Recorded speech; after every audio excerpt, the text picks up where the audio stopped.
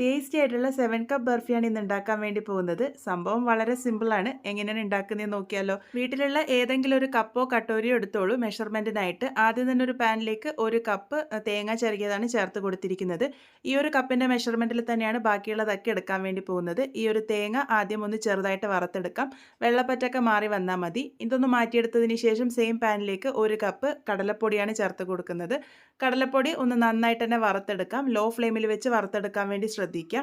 അതിൻ്റെ പച്ചമണക്കം ഒന്ന് മാറി വരുമ്പോൾ നമ്മൾ നേരത്തെ വറുത്തെടുത്ത് വെച്ചിരിക്കുന്ന തേങ്ങ കൂടെ ഇതിലേക്ക് ചേർത്ത് ഒന്ന് നന്നായിട്ട് മിക്സ് ചെയ്തെടുക്കാം. ഇനി ഇതിലേക്ക് ആവശ്യമായിട്ടുള്ളത് അണ്ടിപ്പരിപ്പാണ്. ഞാനിവിടെ സെയിം ആ ഒരു കറിപ്പാത്രത്തിൽ തന്നെ 1 കപ്പ് അണ്ടിപ്പരിപ്പാണ് എടുത്തിരിക്കുന്നത്. മിക്സറിൻ്റെ ജാറിലിട്ട് പൾസ് മോഡിൽ ഒന്ന് പൊടിച്ചെടുത്തിട്ടുണ്ട്. ഇത് നേരത്തെ തയ്യാറാക്കി വെച്ചിരിക്കുന്ന മിക്സിലേക്ക് ചേർത്ത് കൊടുക്കാം. അതിനുശേഷം ഒന്ന് ഇളക്കി യോജിപ്പിച്ച് കൊടുക്കാം. പിന്നെ ഇതിലേക്ക് ആവശ്യമായിട്ടുള്ളത് സെയിം ആ ഒരു കറിപ്പാത്രത്തിൻ്റെ അളവിൽ തന്നെ 1 കപ്പ് നെയ്യാണ്. അതും കൂടെ ചേർത്ത് കൊടുത്ത് നല്ലപോലെ തന്നെ ഒന്ന് മിക്സ് ചെയ്തെടുത്തിട്ടുണ്ട്. ഏറ്റവും ലോ ഫ്ലെയിമിൽ വെച്ചിട്ട് ഈ ഒരു നെയ്യിൽ ഒന്നിത് ചെറുതായിട്ട് മൂപ്പിച്ചെടുക്കാം. കളറൊന്നും മാറേണ്ട ആവശ്യമില്ല. ഒന്ന് ചെറുതായിട്ട് മൂത്ത് വന്നാൽ മാത്രം മതി. ഫ്ലെയിം ഒന്ന് ഓഫാക്കിയതിന് ശേഷം വേണം നമുക്കിതിലേക്ക് പഞ്ചസാര ചേർത്ത് കൊടുക്കാൻ വേണ്ടിയിട്ട്. സെയിം ആ ഒരു കപ്പ് മെഷർമെൻറ്റിൽ 2 കപ്പ് പഞ്ചസാരയാണ് നമുക്കിതിലേക്ക് ആവശ്യമായിട്ടുള്ളത്.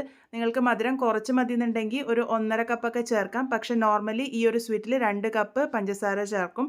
കൂടെ തന്നെ 1 കപ്പ് പാലും കൂടെ ചേർത്ത് ആദ്യം നല്ലപോലെ തന്നെ ഒന്ന് യോജിപ്പിച്ചെടുക്കുക.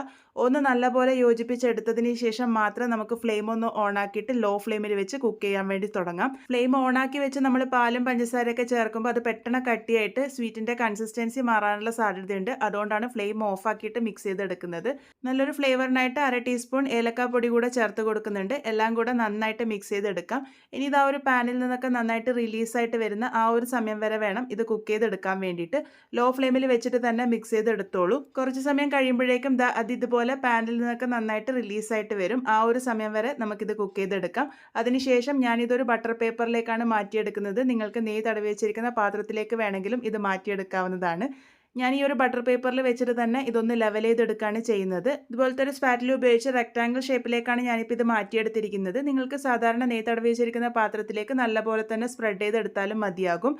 അതിനുശേഷം ഇതിൻ്റെ ചൂടാറാൻ വേണ്ടിയിട്ട് മാറ്റി വയ്ക്കാം. ചൂടൊരൽപ്പം മാറി വന്നതിന് ശേഷം നമുക്കിതിലേക്ക് ഇതുപോലെ കട്ട് ചെയ്ത് കൊടുക്കാം. ഇഷ്ടമുള്ള ഷേപ്പിലേക്ക് കട്ട് ചെയ്യാവുന്നതാണ്. ഞാൻ ഇതുപോലെ റെക്ടാങ്കിൾ പീസസ് ആയിട്ടാണ് കട്ട് ചെയ്തെടുത്തിരിക്കുന്നത്. ഇതുപോലെ കട്ട് കൊടുത്തതിന് ശേഷം ഇതിൻ്റെ ചൂട് കംപ്ലീറ്റ് ആയിട്ട് ആറാൻ വേണ്ടിയിട്ട് മാറ്റി വയ്ക്കാം. കംപ്ലീറ്റ് ആയിട്ട് ആറി വന്നതിന് ശേഷം നമുക്കിത് സെർവ് ചെയ്യാവുന്നതാണ്. വളരെ സിമ്പിളായിട്ടുള്ള ടേസ്റ്റി ആയിട്ടുള്ള നമ്മുടെ 7 കപ്പ് ബർഫി ഇവിടെ റെഡി ആയിട്ടുണ്ട്.